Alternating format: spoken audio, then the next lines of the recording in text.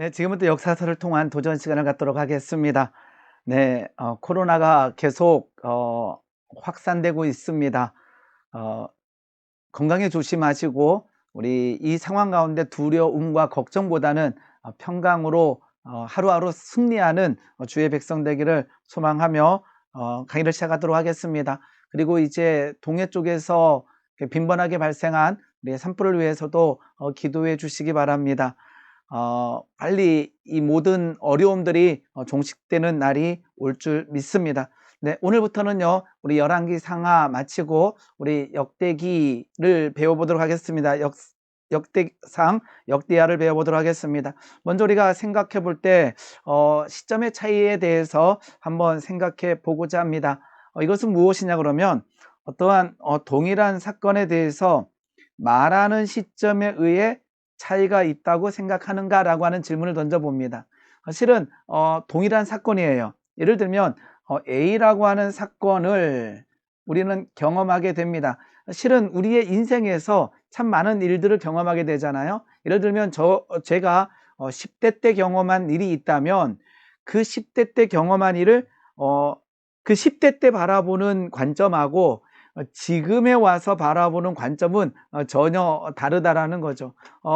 예를 들면 저는 재수를 했습니다. 실은 재수할 때 굉장히 어려운 시기를 보냈던 것 같아요. 왜냐 그러면 다른 친구들은 다 대학을 다니는데 나 혼자 이렇게 학원을 간다라는 것은 뭐 쉬운 일은 아니었어요. 그런데 그 재수한다라고 하는 것을 그때 바라보는 거하고 지금 바라보는 거는 전혀 다르거든요. 지금 바라보는 재수의 관점은 와, 내가 그때 재수할 때에 참 많은 힘듦과 어려움들이 오늘의 나를 있게 한 하나의 일이기도 하다라는 거죠. 그러니까 바라보는 그 말하는 시점에 의해서 동일한 사건이지만 이 달라진다라는 것입니다. 어떠한 일들이 우리에게 있는지요. 보게 되면 여기 보면 이제 제가 적어놨죠. 이제 문제 발생 직후와 오랜 시간이 지난 후에 이 차이가 난다라는 것입니다. 사건은 동일하지만 무엇을 말할지는 다를 수 있다라는 거죠. 그러니까 동일한 사건의 그 말하는 시점에 따라서 무엇을 말할지가 달라진다라는 거예요. 오늘 이제 열왕기와 이제 역대기를 이제 배우면서 우리가 이제까지 8번의 시간을 거쳐서 우리 열왕기를 배웠잖아요. 이제 역대기를 배우는데 실은 왕들의 이야기가 동일하다라는 거죠. 그런데 열왕기 속에 있는 다윗과 역대기 속에 있는 다윗이 조금 다르게 느껴질 때가 있어요. 솔로몬도 그러하고요. 그러니까 제가 말하는 것은 동일한 왕들의 이야기, 역사를 다루는데 차이가 있다라는 거죠. 그 차이가 무엇일까라는 것입니다. 이제 가장 커다란 차이는 쓰여진 시대가 다르다라는 거예요. 그러니까 이제 열왕기와 이제 역대상하, 역대기에 보게 되면 예를 들면 여기에도 다윗과 솔로몬의 이야기가 있고 역대기에도 동일한 이야기를 다루고 있습니다. 그런데 이 열왕기가 쓰여진 그 시기하고 역대기가 쓰여진 시기가 다르다 보니까 동일한 사건이지만 보는 관점이 다르고 말하고자 하는 내용이 다르다라는 거죠.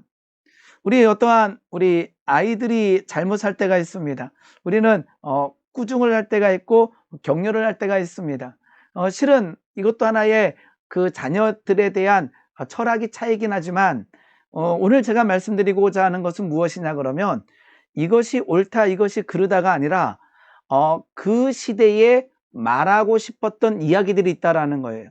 꾸중할 때 하고 싶은 내용들이 있다라는 거죠. 너가 이 꾸중을 듣고 정신 차려서 잘했으면 좋겠구나.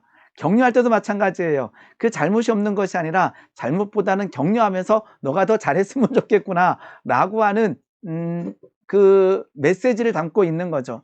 그러니까 열왕기와 역대기를 왜 2번 썼지? 라고 하는 것보다 열왕기에서 하고 싶은 얘기가 있고 역대기에서 하고 싶은 이야기가 있다라는 것입니다. 자, 이제 열왕기와 역대기, 열왕기 상하와 역대 상하의 가장 커다란 차이점 무엇이냐 그러면 이 저술 시기가 다르다라는 거예요. 아까처럼 다윗의 이야기를 언제 어떻게 보느냐에 따라서 달라진다라는 거죠. 자, 열왕기의 저술 시기를 잠깐 보도록 하겠습니다. 우리가 잘 알듯이 열왕기의 가장 마지막 내용은 여호야긴 왕이 이제 바벨론 땅에서 노임받는 이야기로 마무리됐습니다. 그러면서 바벨론 포로 귀환 내용은 들어있지 않습니다. 그래서 열왕기의 저술 시기는 석방 이후겠죠.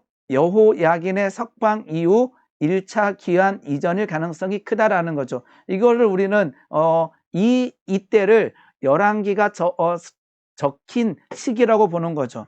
그래서 1차 포로 귀환이 BC 537년 8년이다 보니까 요 정도 시기에 열왕기가 쓰여졌다라고 생각하는 거죠. 그러니까 우리는 그 시기를 다 암기할 수 없잖아요.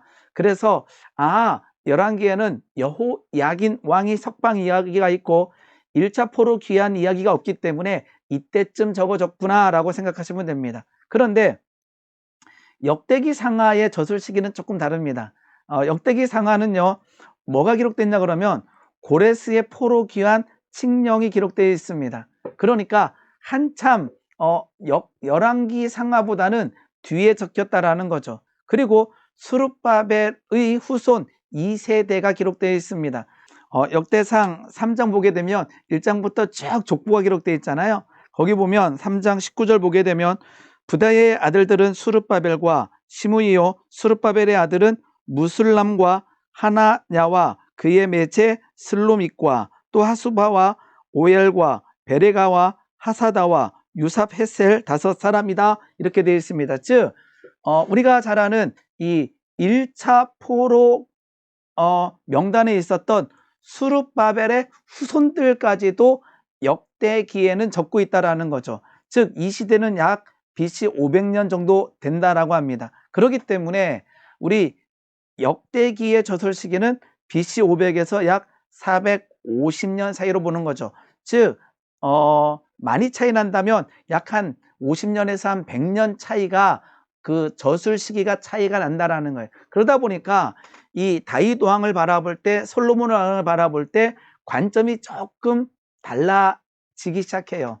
그 말은 다윗이 이러이러한 일을 했는데 어떻게 볼 것이냐, 그 시대에 하나님께서는 무엇을 말씀하시는가는 조금 달라질 수 있다라는 거예요. 그렇다면 그것은 과연 무엇인가라는 거죠.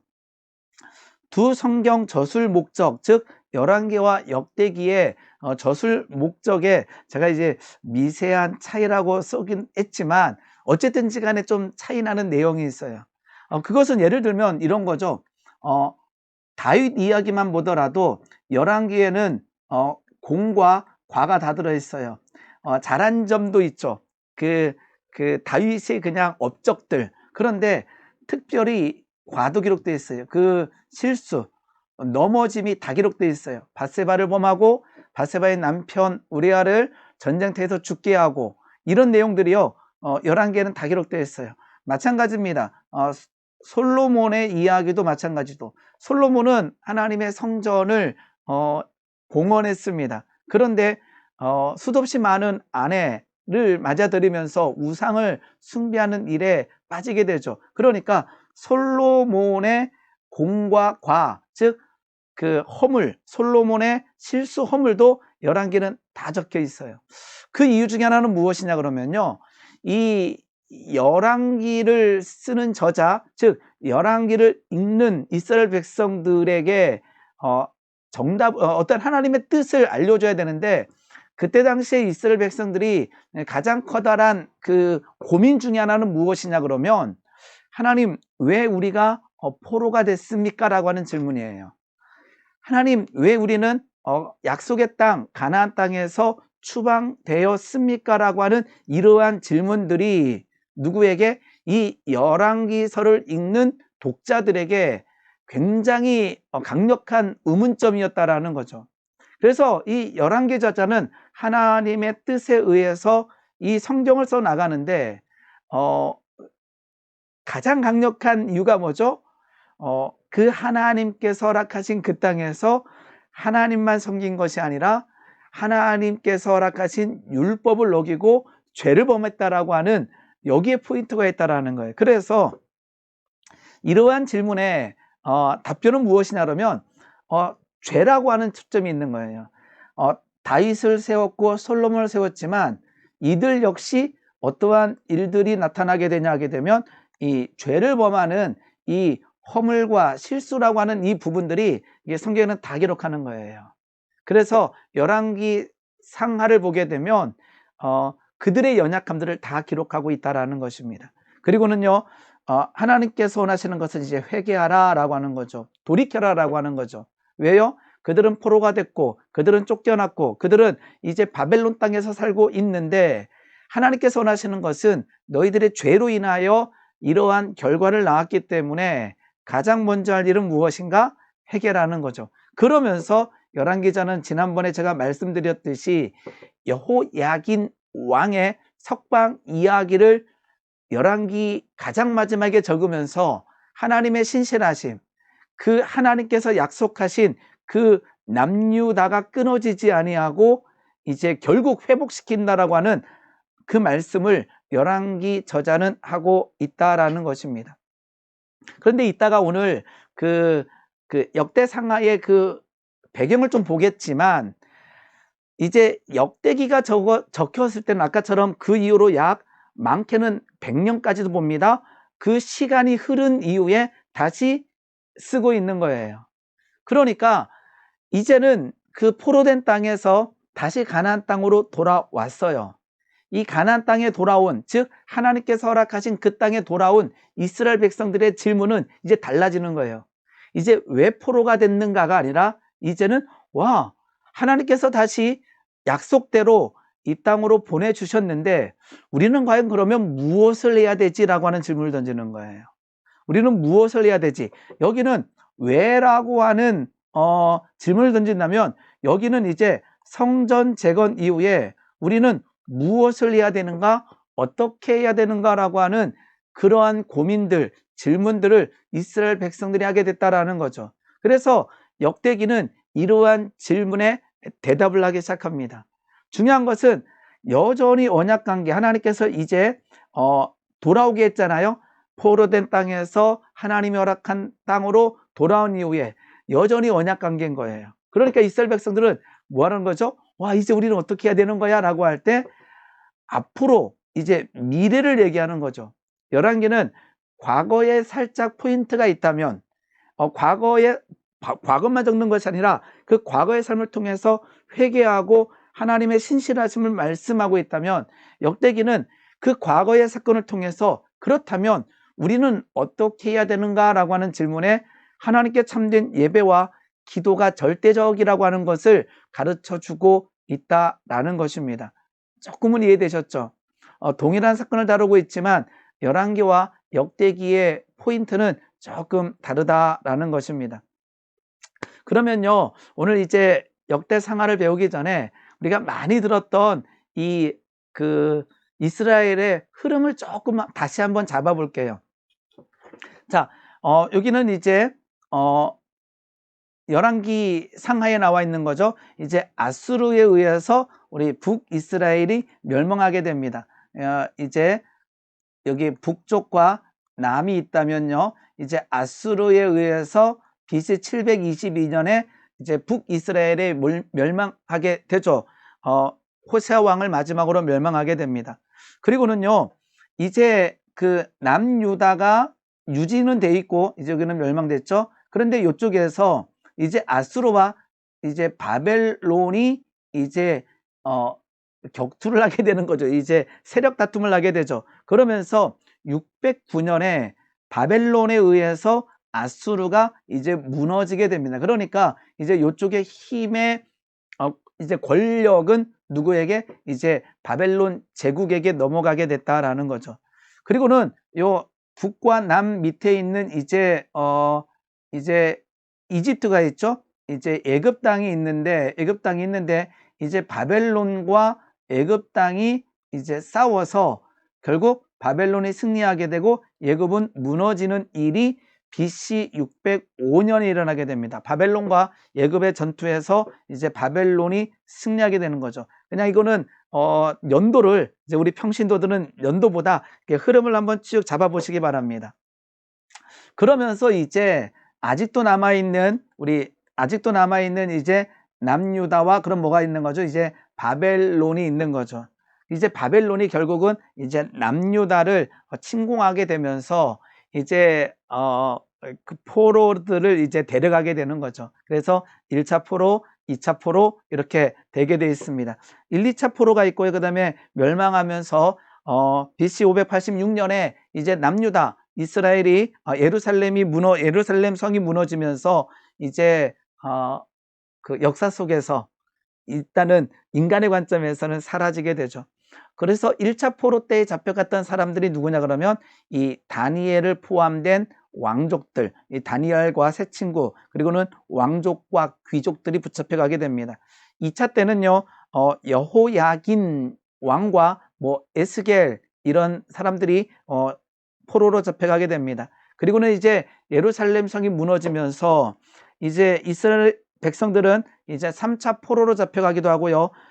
하층민들은 그 땅에 남아있기도 합니다. 모두가 잡혀간 것이 아니라 그 무너진 땅에 남아있는 자들도 있고요. 그리고 남아있는 자들 중에서 이제 예굽으로 도망가는, 즉 흩어지는 일들을 맞이하게 됩니다. 우리가 많이 들었지만 바벨론이 이제 남유다를 침공할 때는 남유다 사람들을 남유다의 아까 첫 번째 우리 다니엘과 왕족과 귀족을 이제 데려가게 되잖아요. 이 데려간 이유가 데려가서 여기서 바벨론 문화를 교육시킨 이후에 바벨론의 철학을 교육시킨 다음에 이제 남유다로 돌아가게 해서 여기에 지도자로 삼아야 되겠다. 그러니까 친정 국가를 삼아야 되겠다라고 하는 전략을 세우기 때문에 여기에 첫 번째 데려간 사람들이 다니엘 그리고 왕족과 귀족들이 되는 거죠. 우리가 잘 알지만 아수르가 북이스라엘 멸망시킬 때는 아수르가 침략한 다른 나라와, 그러니까 예를 들어서 북이스라엘을 A라고 한다면 다른 나라들을 B, C라고 한다면 이렇게 섞어버리는 거죠. 그러면서 이제 북이스라엘, 특별히 이제 사마리아 땅은 이제 그 정통성을 유지하는 것이 아니라 그러니까 섞여버리는 일들이 일어나게 됩니다. 이러한 일들이 일어났다는 거고요. 다시 이제 보게 되면 이제 아까처럼 BC 586년에 이제 남유다가 무너지게 되고 결국은 이제 아까처럼 이제 남유다 역시 무너지게 되고 이들이 어디로 이제 바벨론 땅으로 포로가 돼서 가게 되잖아요. 이제 이때부터 이제 이스라엘 백성들은 엄청난 혼돈에 빠지게 됩니다. 첫 번째는 갔더니 이 바벨론이 너무나 잘 사는 거예요. 이 바벨론의 건축물을 보게 되는 거죠. 예를 들어서 우리가 가장 잘 산다라고 생각했는데 갔더니 뭐 충격적인 걸 봤을 때 이게 충격을 먹게 되잖아요. 제가 실은 베트남에 처음 갔을 때 살짝 충격이었어요. 굉장히 실은 못 살 것만 같고 그냥 막 가난한 나라 같은데 갔더니 막 빌딩들이 있고 막 엄청난 그러한 경제 성장에 놀랬던 적이 있어요. 이스라엘 백성들도요, 포로로 잡혀갔지만 바벨론의 건축물들을 보게 되면서 충격 아닌 충격에 빠지게 됩니다. 그러면서 아까처럼 질문을 던지게 되는 거죠. 왜 패배했지? 그러면서 어디 가게 되냐면 이제 하나님의 능력을 살짝 의심하기도 합니다. 그 말은 뭐예요? 이때 당시는 전쟁은 신들의 전쟁이었기 때문에 이스라엘의 신과 바벨론의 신의 전쟁에서 우리의 신이 졌는가? 패배했는가라고 하는 의문점을 갖기 시작하게 되는 거죠. 이 질문에 이제 아까처럼 열왕기는 패망한 이유를 설명해 줄 뿐만 아니라 하나님, 이스라엘이 믿고 있는 그 하나님이 바벨론의 신 마르두크보다 약해서가 아니다라는 것을 얘기하는 거예요. 그리고는 결국 이스라엘의 하나님의 말씀을 지키지 않았기 때문에 멸망한 거지, 하나님과 바벨론의 신이 전쟁해서 하나님이 진 게 아니다라고 하는 말씀을 이제 열왕기서를 통해서 하게 됩니다. 그리고요, 그 땅에서 이제 예레미야의 예언이 있었잖아요. 70년 동안 그 땅에 있으면 하나님께서 회복시킨다라고 하는 이 예레미야의 예언과 반하여 이제 거짓 예언들이 나오게 됩니다. 특별히 어떤 예언들이요? 금방 끝날 것이다. 근데 예레미야는 뭐라 그러죠? 포로 생활이 70년일 것이기 때문에 빨리 적응하여 안정된 삶을 살 것을 예레미야는 촉구하고 있습니다. 예레미야 29장 제가 잠깐 보도록 하겠습니다. 예레미야 29장입니다.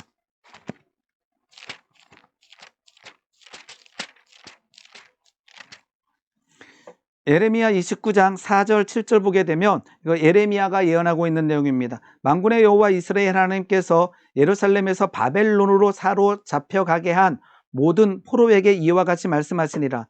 너희는 집을 짓고 거기서 살며 텃밭을 만들고 그 열매를 먹어라. 아내를 맞이하여 자녀를 낳으며 너희 아들이 아내를 맞이하며 너희 딸이 남편을 맞아 그들로 자녀를 낳게 하여 너희가 거기에서 번성하고 줄어들지 아니하게 하라. 너희는 내가 사로잡혀가게 한 그 성읍의 평안을 구하고 그를 위하여 여호와께 기도하라. 그는 그 성읍이 평안함으로 너희도 평안할 것이니라. 쉽게 말하게 되면 그 땅에서 정착하라라는 거예요. 하나님께서 돌아오게 하시는 그날까지, 그리고 바벨론 땅을 위해서 기도하라라고 하는 이야기도 나옵니다.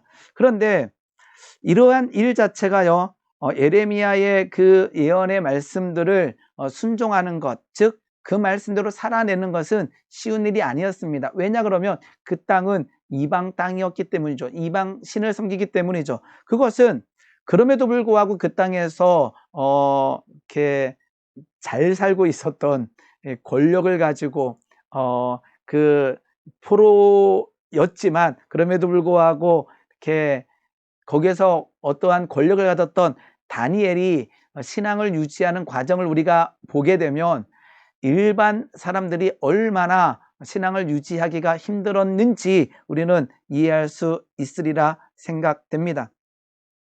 그럼에도 불구하고 이 이스라엘 백성들에게는 계속 이 격려의 메시지들이 던져지게 됩니다. 첫 번째는 포로됨은 하나님의 이사야 선지자의 내용이지요. 포로됨은 하나님의 징계이다.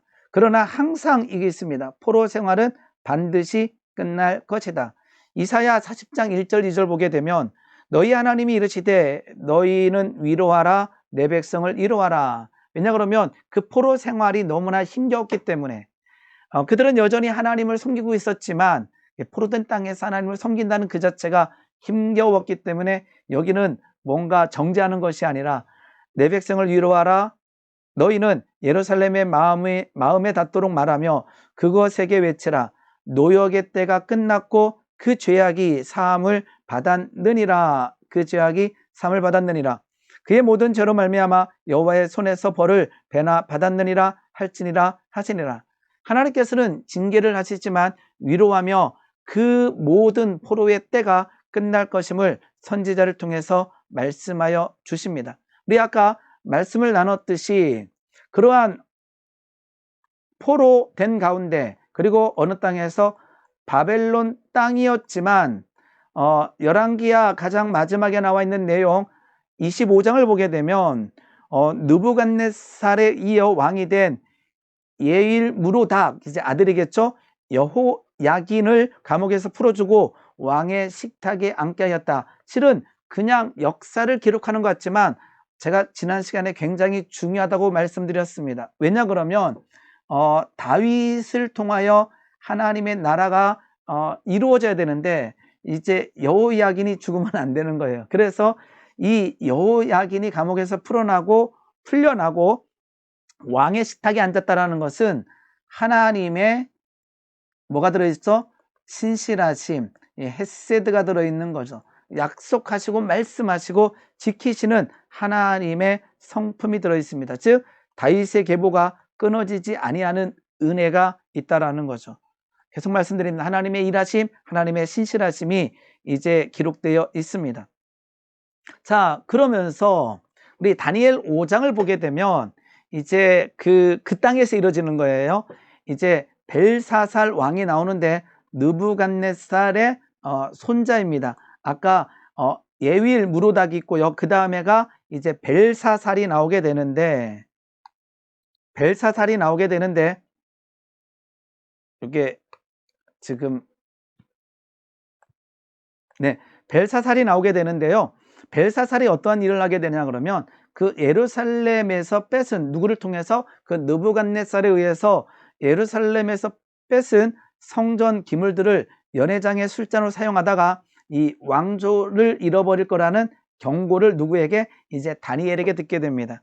다니엘 5장 5절 6절 한번 제가 읽겠습니다. 그때의 사람의 손가락들이 나타나서 왕궁 촛대 맞은편 석회벽에 글자를 쓰는데 왕이 그 글자 쓰는 손가락을 본지라. 이에 왕이 즐기던 얼굴빛이 변하고 그 생각이 번민하여 넓적다리 마디가 녹는 듯하고 그의 무릎이 서로 부딪힌지라. 그 예루살렘에서 가져온 그 성전 기물을 가지고 이렇게 연회를 베풀다가 그 하나님의 일하심을 보게 되면서 벌벌 떠는 장면이죠. 그때 이제 다니엘이 이제 그 상황을 이렇게 설명하는 이야기가 나와 있습니다. 벨사살이여 왕은 그의 아들이 되어서 이것을 다 알고도 아직도 마음을 낮추지 아니하고 도리어 자신을 하늘의 주제보다 이제 그 하나님이 실패하지 않았다라는 것을 이 다니엘을 통해서 다시 말씀하고 계시는 거죠.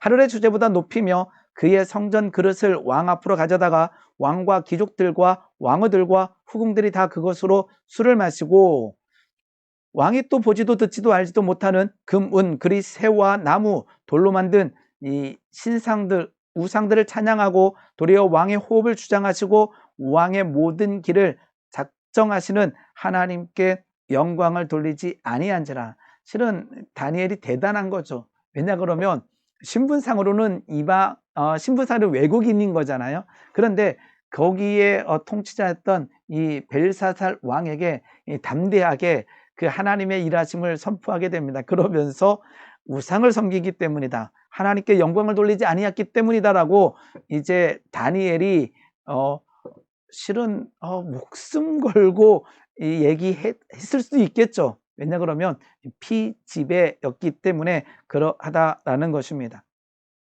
자, 그러면서 이제 누가 나오게 되냐 그러면 우리가 잘 아는 이제 고레스 왕이 되게 됩니다. BC 538년 9년쯤에 이제 메대의 왕 고레스가 바벨론을 무너뜨리는 일이 일어나게 되는 거예요. 이제 바사 왕국이 되는 거죠.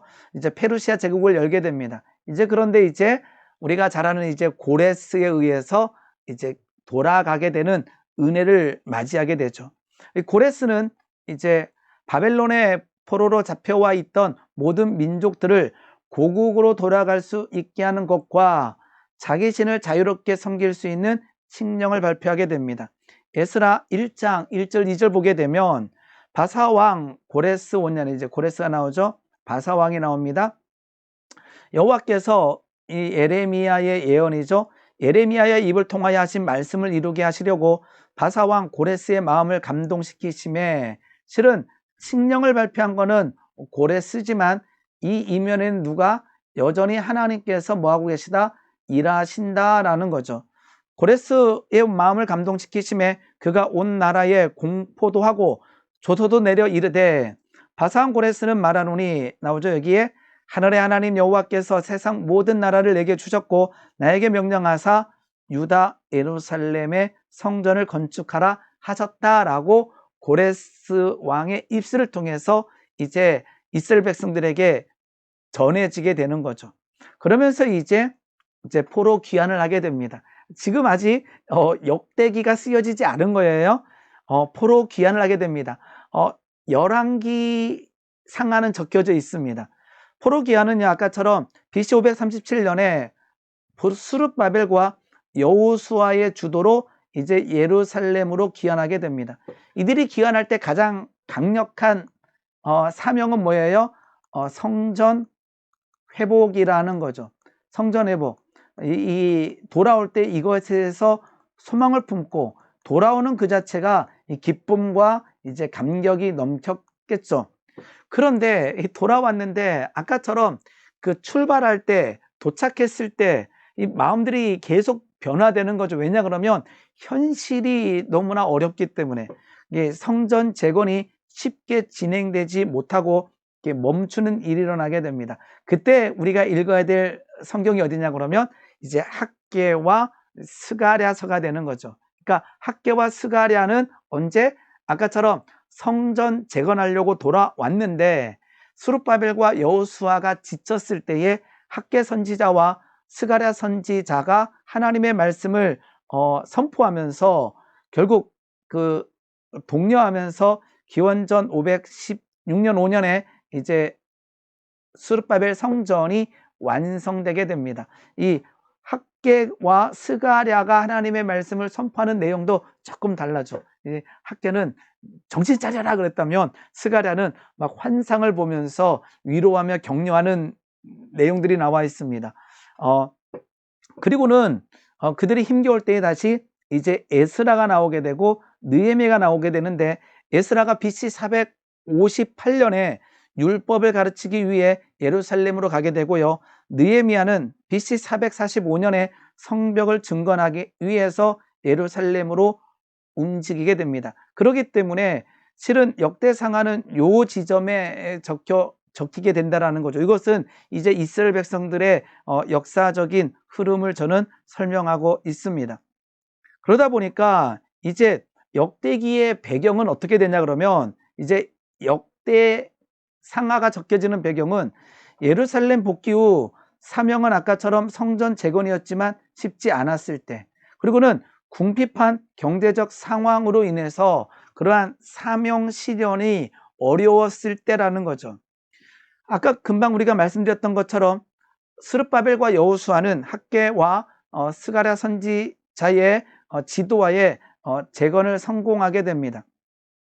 그러면서 이제 학개와 스가랴가 예언을 하게 되는데 어떤 예언을 하게 되냐 그러면 하나님의 성전이 재건된다면 하나님의 영광이 나타날 것이다. 학개 2장 9절 보게 되면 이 성전의 나중 영광, 즉 성전이 재건되고 하나님께서 허락하실 그 영광은 이전 영광보다 크리라. 만군의 여호와의 말이니라. 내가 이곳에 뭐를 주리라? 평강을 주리라. 즉 그 하나님의 강력한 복이 임한다라는 거죠. 영광이 임할 것이다. 평강이 임할 것이다. 스가랴 역시 영광스러운 이스라엘의 미래를 예언하게 됩니다.